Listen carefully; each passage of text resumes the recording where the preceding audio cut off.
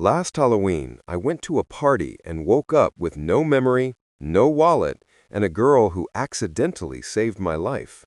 I traveled to Portland for a corporate training seminar that happened to fall on the spookiest weekend of the year. I'm a 40-something married guy who thought he had his life figured out, and then I walked into a hotel lobby and saw her. In 3 short days, this young woman I barely spoke to completely dismantled everything I thought I knew about myself, my marriage, and what I wanted from life. I flew home with my world turned upside down, confessed everything to my wife, and now I'm sitting here trying to figure out how a chance encounter during Halloween weekend destroyed my peace of mind and possibly my entire future. My name is Marcus, and I'm 42 years old. I live in Sacramento with my wife Jennifer and our 14-year-old daughter Emma. I work in regional sales management for a pharmaceutical distribution company, which sounds more impressive than it is. Honestly, my life has been pretty unremarkable. I'm not unhappy, exactly, but I'm not particularly happy either. I drift through most days on autopilot. I sometimes think about roads not taken, opportunities I passed up because I was too cautious or too worried about what other people expected from me. But that's just normal middle-aged stuff, right? Everyone feels that way sometimes. My marriage to Jennifer is fine. Not great, not terrible, just fine. We've been together for 17 years, and somewhere along the way we stopped being lovers and became roommates who happened to raise a kid together. We're polite to each other, we coordinate schedules, we have the same conversations on repeat. The spark died years ago, but we're comfortable, and comfort counts for something. Or at least I thought it did. In mid-October, my boss told me I'd been selected to attend a 3-day training seminar in Portland. It was one of those corporate things where they fly in people from different regions, put them up in a hotel, and drill them on new sales protocols and compliance requirements. The seminar was scheduled for October 30th through November 1st, which meant I'd be spending Halloween in Portland. I wasn't thrilled about missing Halloween with Emma, but she was at that age where she was more interested in going to parties with her friends than trick-or-treating with her dad anyway. I flew into Portland on the morning of October 30th. The city was already decorated for Halloween, orange and black everywhere, fake cobwebs strung across storefronts, people walking around in costume even though it wasn't Halloween yet. Portland takes Halloween seriously, apparently. The company put us up at a boutique hotel in the Pearl District, one of those renovated warehouse buildings with exposed brick and industrial lighting that's supposed to look hip and cool. I took an Uber from the airport and arrived at the hotel around noon. I was pulling my suitcase across the sidewalk toward the entrance when I saw her standing in the lobby through the glass doors. She was waiting near the reception desk, holding a clipboard and wearing an orange cardigan over a black dress. Even from a distance, even through the glass, something about her stopped me in my tracks. When I walked through the doors and got closer, I felt like I'd been hit by a truck. She was young, maybe 24 or 25, with delicate features and this ethereal quality that made her seem almost unreal. She had long dark hair pulled back in a loose ponytail, enormous brown eyes, and the kind of face that belongs in a Renaissance painting. She looked up as our group approached and smiled, and I swear to God I forgot how to breathe. She introduced herself as Sophie and explained that she worked for the consulting firm that was running our training. She was there to check us in, hand out our welcome packets, and make sure we knew where the conference room was. She shook hands with each of us as we arrived. When she extended her hand to me, I wanted to kiss it like some kind of medieval knight. I actually had that thought. I'm a 42-year-old man, and I had the thought that I wanted to kiss this young woman's hand. I didn't, obviously. I shook it like a normal person, mumbled something that might have been my name, and tried not to stare at her like a complete creep. My colleagues were already making jokes and comments about how pretty our greeter was. A couple of the guys were being flirty in that harmless, middle-aged way that's supposed to be charming but usually just comes off as awkward. I kept quiet because I didn't want to say anything that might embarrass her or make her uncomfortable. But inside, I was absolutely gone. Something had happened in that moment when our hands touched and our eyes met. Something shifted in me that I didn't understand and couldn't control. The training session started that afternoon. Sophie was there, moving around the conference room, helping the facilitators with their presentations, handing out materials, making sure the coffee station stayed stocked. I should have been paying attention to the lectures about new inventory management systems and federal compliance regulations. Instead, I spent 3 hours sneaking glances at her, trying to do it subtly enough that nobody noticed. Everything about her seemed perfect. The way she moved, graceful and quiet. The way she tucked her hair behind her ear when she was concentrating on something. The way she smiled politely at people's dumb jokes. I found myself inventing reasons to walk past wherever she was standing. I volunteered to help carry boxes of training manuals just to be near her for 30 seconds. I felt like a teenager with his first crush, except I was a married man old enough to be her father, which made the whole thing exponentially more pathetic. During the afternoon break, I tried to start a conversation with her. I walked over to where she was organizing papers and asked her something stupid about the schedule for the next day. My mouth went dry, my tongue felt thick. I stammered out my question like I'd never spoken to another human being before. She answered politely and professionally, and I nodded like an idiot and walked away, mentally kicking myself for being so awkward. That evening, most of the training group went out for dinner together, but I begged off and ate alone at a restaurant near the hotel. I couldn't stop thinking about Sophie. I knew it was crazy. I knew it was inappropriate. I knew I was being ridiculous, but I couldn't shut my brain off. I kept replaying the moment when she'd shaken my hand, kept seeing those brown eyes looking into mine. The second day was worse. I was even more distracted during the sessions. I barely heard a word the facilitator said. Sophie was wearing a black sweater and jeans, and she looked beautiful, and I was completely losing my mind. I tried to talk to her twice more during breaks. Both times I fumbled the conversation so badly that I wanted to disappear into the floor. She was patient and kind about it, which somehow made it worse. She probably thought I was either socially inept or mildly brain damaged. That evening, after the day's sessions ended, I was walking through the hotel lobby on my way to dinner when I saw Sophie sitting in one of the armchairs near the fireplace. She had her laptop out and appeared to be working on something. My heart started racing. This was it. This was my chance to actually have a real conversation with her away from the conference room and the crowd of colleagues.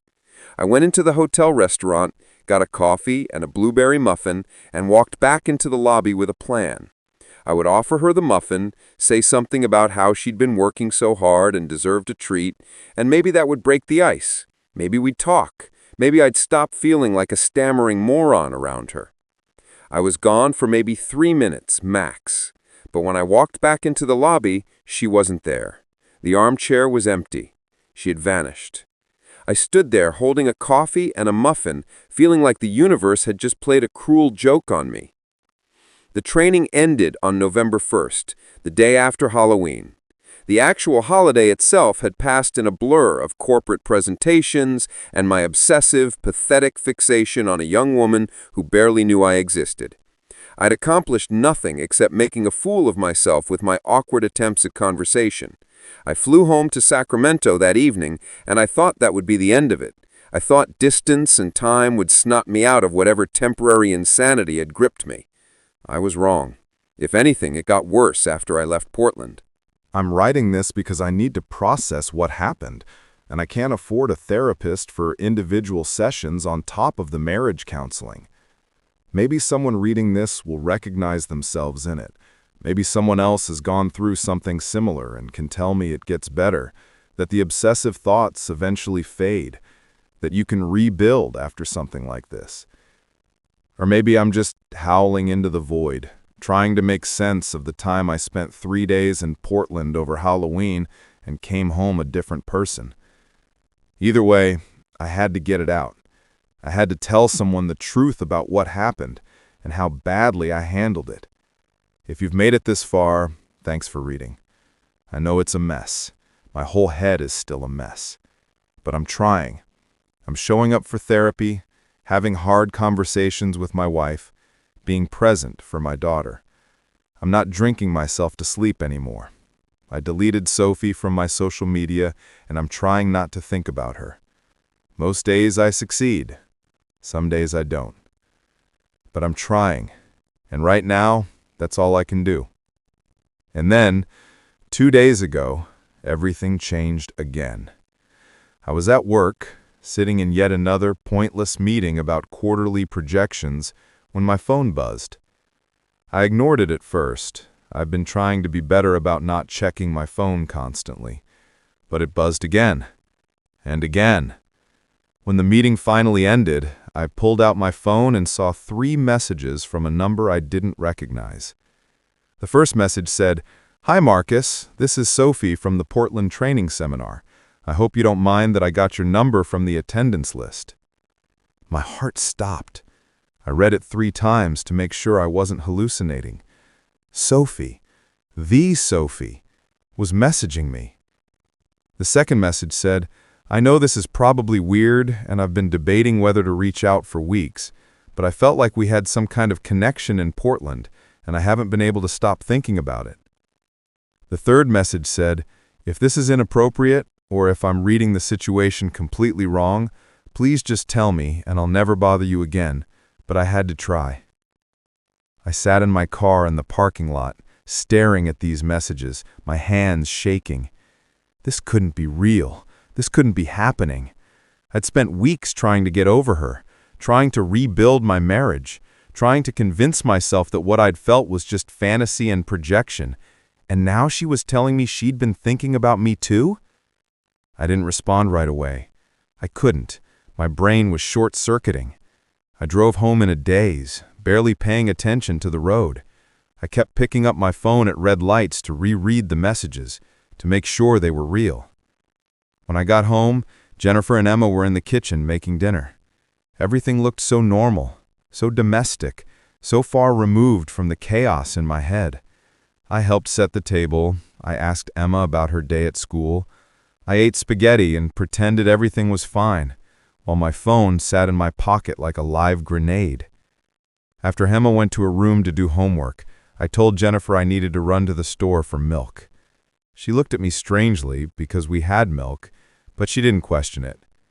I got in my car and drove to a parking lot 2 blocks away and sat there in the dark, staring at Sophie's messages. I knew I should delete them. I knew I should block her number and pretend this never happened. That would be the right thing to do, the responsible thing, the thing that would protect my marriage and my family. But I didn't delete them. Instead, I typed out a response. I wrote, "Hi Sophie, I'm surprised to hear from you. I didn't think you noticed me at all during the training." I stared at what I'd written. It was safe, neutral, didn't commit to anything. I could still walk this back. But even as I thought that, I knew I was lying to myself. The fact that I was responding at all meant I'd already made a choice. I hit send before I could change my mind. Her response came within minutes. She said, "Are you kidding? You were the only person there I wanted to talk to. I thought you were interesting and kind, and I kept hoping you'd actually have a conversation with me instead of just asking me awkward questions about the schedule." I laughed out loud in my car, alone in the dark. She'd noticed my awkwardness. She'd noticed me. All those times I thought I was being subtle, she'd been aware of me the whole time. We messaged back and forth for an hour. She told me she'd felt some kind of connection with me from the moment we met. She said she'd been sitting in that lobby hoping I'd come back and talk to her, and when I didn't, she'd been disappointed. She said she'd thought about me constantly since the training ended. I told her, in carefully vague terms, that I'd been thinking about her too. I didn't mention that I'd been obsessing over her, stalking her social media, drinking myself to sleep. I definitely didn't mention that I'd confessed everything to my wife and nearly destroyed my marriage. She asked me if I was married. I hesitated for a long time before responding. I could lie. I could tell her I was single, keep this going, see where it led, but I couldn't do that. Whatever else I wasn't going to start this by lying. I wrote, "Yes, I'm married. I have a daughter. I should have mentioned that right away. I'm sorry." I thought that would be the end of it. I thought she'd say, "Never mind, this was a mistake, goodbye." Instead, she wrote, "I figured you might be. You have that settled, responsible vibe. I don't know what I'm doing here, Marcus. I'm not trying to wreck your life or anything. I just couldn't stop thinking about you, and I needed to know if I was crazy or if you felt it too." I wrote back, "You're not crazy. I felt it too. I still feel it, but I don't know what to do about it." She said, "Me neither, but maybe we could just talk sometimes, just as friends. I don't want to cause problems for you, but I'd like to get to know you better."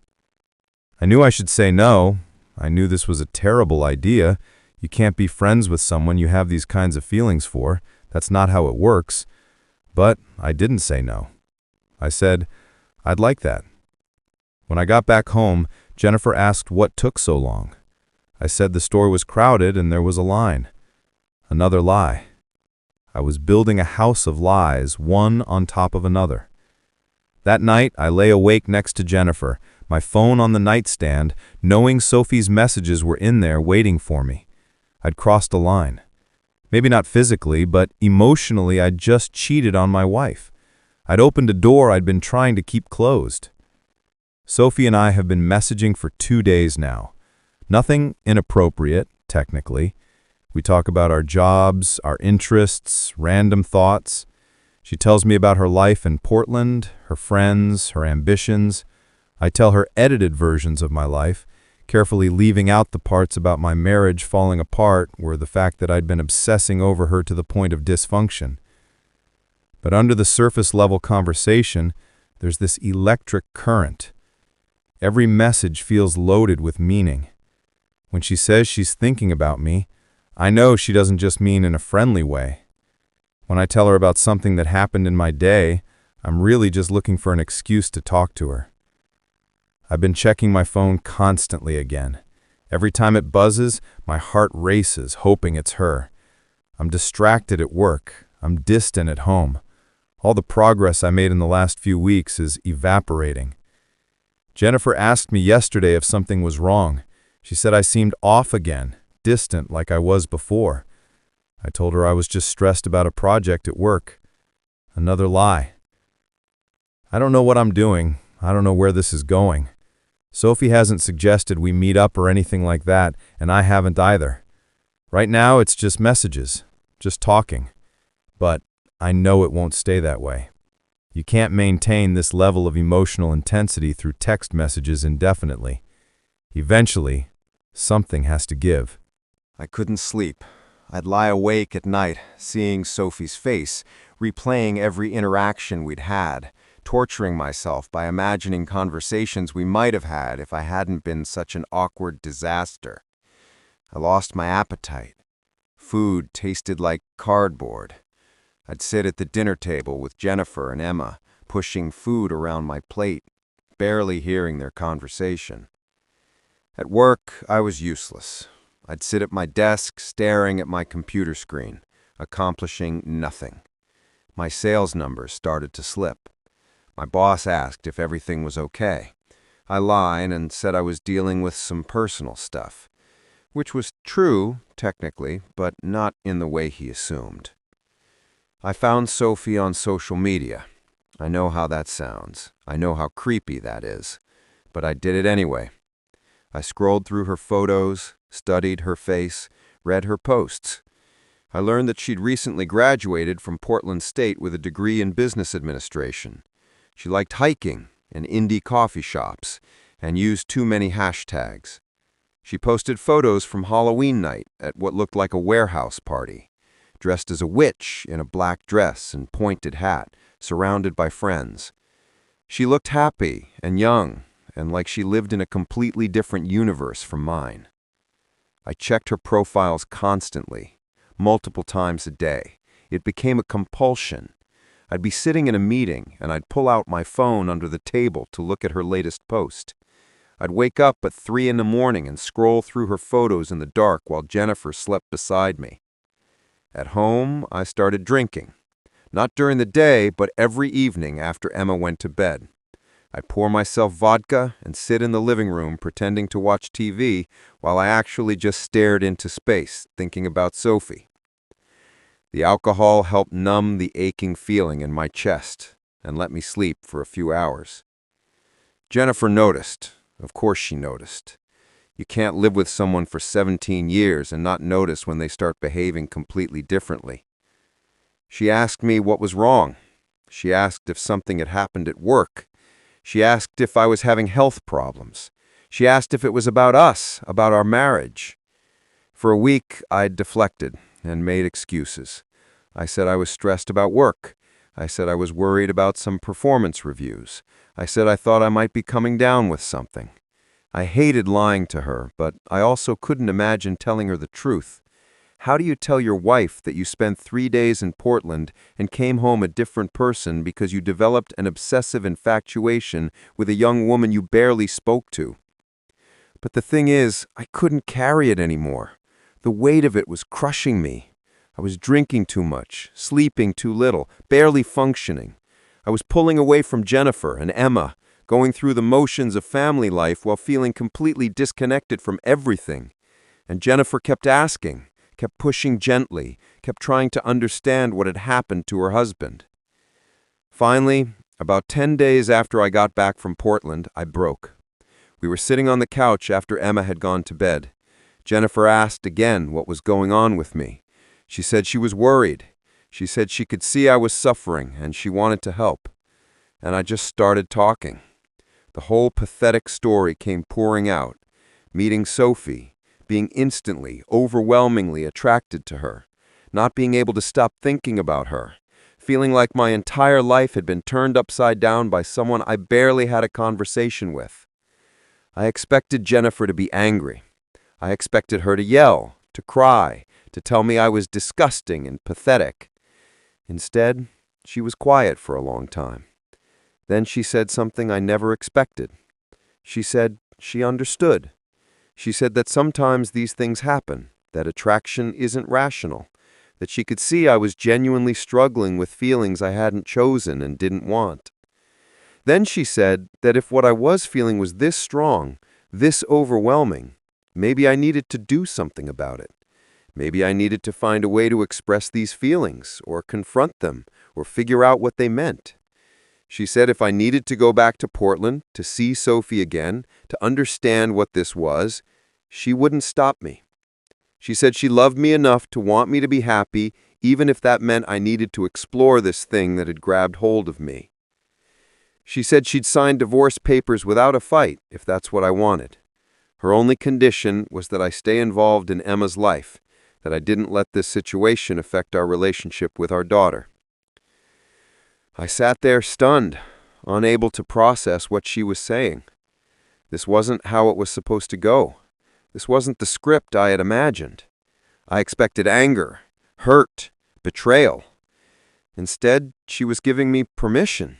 She was offering me an exit if I wanted one. But here's the thing. Hearing her say it out loud, hearing her offer to let me go, something shifted. The fantasy started to crumble. Because what exactly was I going to do? Fly to Portland and declare my feelings to a 24-year-old woman who barely knew I existed? Show up at her workplace or her apartment like some kind of stalker and tell her that a middle-aged married man had developed an obsession with her based on 3 days of barely speaking to each other? I suddenly saw how insane it all was. Not just inappropriate or inadvisable, but actually insane. I'd built up this entire emotional crisis around a woman I didn't know. I'd convinced myself I had feelings for her, but what did I actually know about her? Nothing. I knew she had brown eyes and wore an orange cardigan and was nice to awkward conference attendees. That was it. Everything else was projection, fantasy, my own middle-aged desperation looking for something to latch on to. And Jennifer, my wife of 17 years, the mother of my child, was sitting next to me offering to set me free because she cared about me enough to want me to be happy, while I'd spent the last week and a half obsessing over a stranger and neglecting the actual relationship I'd built my life around. I started crying. I'm not someone who cries easily, but I sat there on the couch and sobbed. I told Jennifer I was sorry. I told her I didn't want a divorce. I told her I'd been an idiot, that I'd let some kind of midlife crisis or temporary madness take over my brain, that I'd lost perspective on everything that actually mattered. She held me while I cried. She didn't say I was forgiven or that everything was okay. She just held me and let me fall apart. That was 3 weeks ago. I haven't checked Sophie's social media since that night. I deleted her from my friends list on every platform. I've been trying to be present for Jennifer and Emma, trying to rebuild the connection I'd let deteriorate. Jennifer and I started seeing a marriage counselor, which we probably should have done years ago. We're talking about things we haven't talked about in our entire marriage, about how we drifted apart, about what we both need to feel fulfilled and connected. It's hard work. It's uncomfortable. Some days I want to give up and go back to the comfortable numbness before. But I can't, because whatever else that experience did, it woke me up. And now that I'm awake, I have to deal with the reality of my life instead of just sleepwalking through it. Part of me wants to tell Jennifer again, to confess that Sophie reached out and I responded and we've been talking, to admit that I'm falling back into the same obsessive pattern I've been trying to escape. But I can't. Jennifer gave me so much grace the first time. She offered to let me go, to set me free. If I tell her I'm doing this all over again, that I'm choosing to engage with Sophie instead of just blocking her and moving on, I don't think she'll be understanding this time. I think it will be the end of our marriage. The other part of me wants to see where this goes with Sophie. She's interested in me. She reached out. This isn't just fantasy anymore. This is real. She feels the same connection I do. Maybe Jennifer was right. Maybe I do need to explore this, to see if it's something real or just midlife crisis nonsense. But if I do that, I lose everything else. I lose Jennifer, who has been patient and understanding beyond what I deserve. I lose my stable home life. I probably lose daily access to Emma. I blow up everything I've built over the last 17 years for the possibility of something with a woman I barely know. And what if it doesn't work out with Sophie? What if I destroy my marriage and my family, and then 6 months into dating Sophie, I realize we have nothing in common, that the attraction was just fantasy and novelty, and once the shine wears off, there's nothing underneath? What if she realizes that a 42-year-old divorced dad isn't actually what she wants, that she'd rather date someone her own age without all my baggage?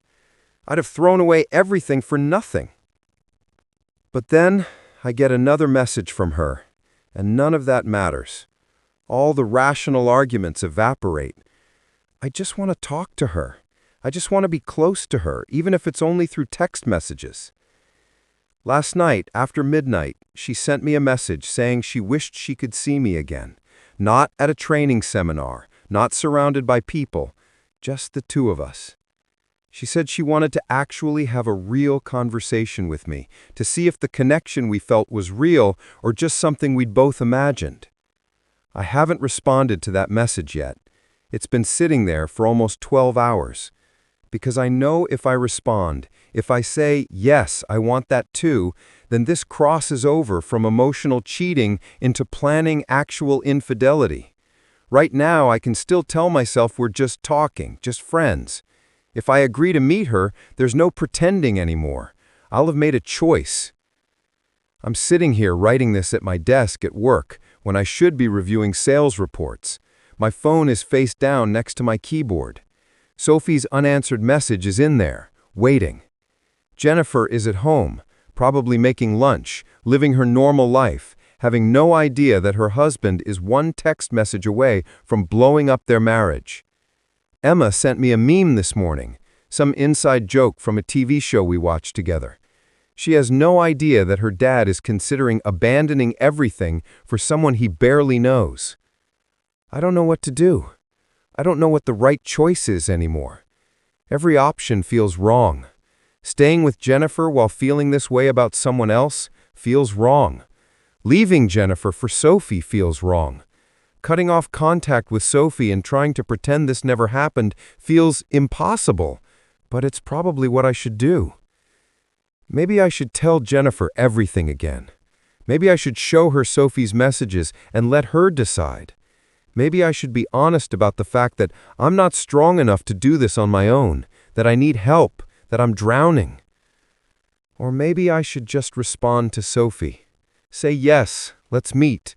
Fly to Portland or have her come here. See if this thing between us is real. Blow up my life and deal with the consequences later. I genuinely don't know which path leads to less destruction. I don't know if there's a version of this where everyone comes out okay. What I do know is that I can't keep doing this. I can't keep lying to Jennifer. I can't keep building a secret emotional relationship with Sophie. I can't keep living in this state of suspended animation where I'm not fully present in my actual life because I'm always thinking about a possibility somewhere else. Something has to break. Some decision has to be made. I just don't know what it is yet. So I'm posting this here, to strangers on the internet, because I can't talk to anyone in my real life about it. My friends would tell me I'm an idiot and to stop messaging Sophie. Jennifer would be devastated if she knew. I can't talk to Sophie about it because she's the whole problem. I guess I'm asking for advice, even though I probably won't take it. I'm asking if anyone else has been in this situation. If anyone else has felt this pulled towards someone new while still being married to someone else. If anyone has successfully navigated this without destroying everything.